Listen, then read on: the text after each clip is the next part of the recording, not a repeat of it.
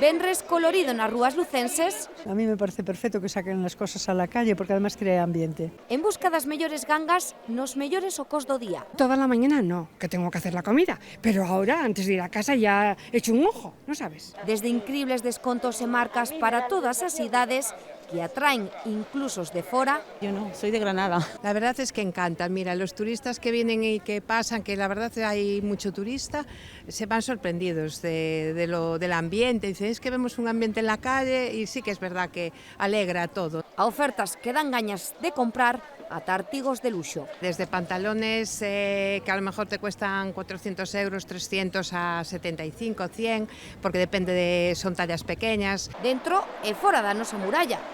Ata as 9 da noite o comercio lucense ofrece na rúa as últimas oportunidades do verán. Está muy bien porque es una manera de eliminar estocaje que te va quedando en la tienda. Pero tamén hai promocións da nova tempada para ir animando as vendas das coleccións. 15 anos levan as autónomas organizando esta iniciativa con éxito. Estas iniciativas empezaron en tempos de crisis.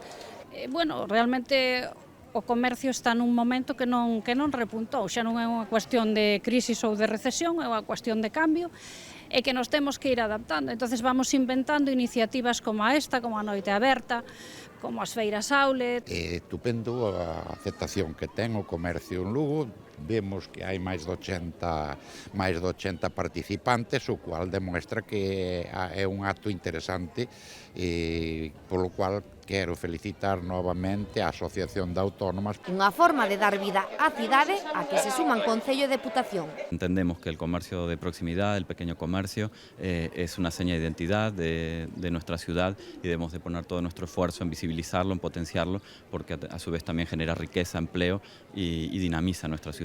Que animan a sacar os cartos para darse un capricho na recta final de verán.